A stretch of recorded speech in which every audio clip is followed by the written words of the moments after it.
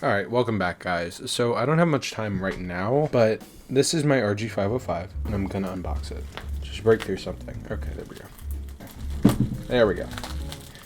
There's so much packaging. So obnoxious. Okay. There we go.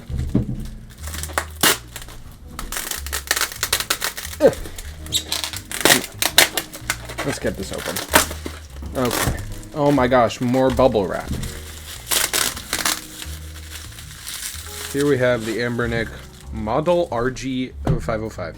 They kind of did what Retroid did with the kind of designs on here. That's kind of cool. But it seems this is just kind of a pull-up. So, time for the big reveal. Ooh, okay. Nice white box. Let's pull this out for a second. There's a screen protector. Then, ooh. This is a pretty good length. A pretty long USB-C cable. That's actually pretty great. Usually from these companies you get like pretty short ones, but this one is really so thick, that's basically all that's in the box besides the screen protector, like I mentioned already. Let's get to the device itself.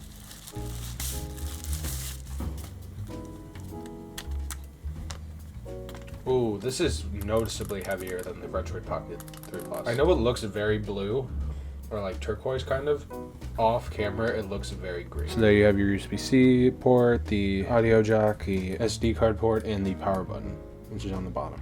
Then over here, I'm not sure what these buttons do. I know this is the volume rocker. Shall we turn it on? Does it have a startup noise?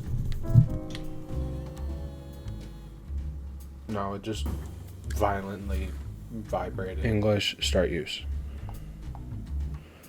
Reconfiguring system. Okay, great. What the? Oh, and they have all the emulators preloaded. And they have Google Play services, which was a big, like, point of contention for a lot of people. That background is so low quality compared to the rest of the device. FM radio, all of your standard. I wish these shoulder buttons were, like, stacked, not side by side. Can I change this wallpaper? Alright, change the wallpaper. This looks much better. So there's MMJR2, Dolphin Emulator, Citra. I think this is Citra Enhanced. And PPS is PP. Redream. Movement 64 Plus FZ Pro. I think that's a paid app, so how did they get that on here? Did they pay for that? Is this a home button? Oh, that launches their own ROM manager. I do have to say I like these thumbsticks more than the ones on the Retroid Pocket 3 Plus, just because the ones on the 3 Plus just feel like thin, stiff, and like they feel nice, but they're like not as great. These feel like soft and nice, and like they have the ridges around them, so it feels nice to hold.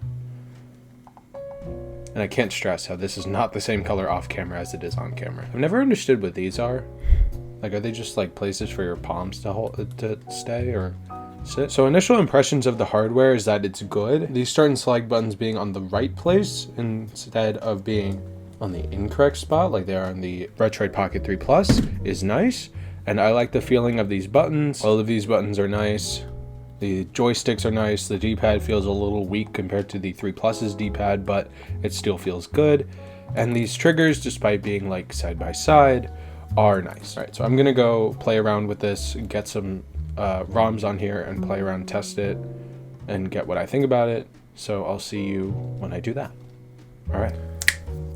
Welcome back. So it has actually been more than a day since I filmed my unboxing because I didn't have much time yesterday and I wanted to be able to have at least some experience with the device before I gave my full impressions. And like the TLDR is, I really like this thing. In terms of hardware, I think I might actually like it better than the Retroid Pocket 3 Plus, just because I have kind of bigger hands and I feel like it's kind of more comfortable for my hands to rest like this. My fingers rest on the ZL, ZR buttons. But in terms of hardware, I actually really like it. My fingers rest nicely on the top and it like kind of feels a little uncomfortable on the back, but oftentimes my fingers will like rest like this, and having these white like grip things here makes it all the more comfortable. I kind of wish the analog sticks were a little higher up on the device, but they are comfortable to use. I will have to like change how my fingers are positioned. Like I'll have to go like this instead of like this, but it's not the end of the world. Emulation is very similar, like performance is very similar to the Retroid Pocket 3 Plus.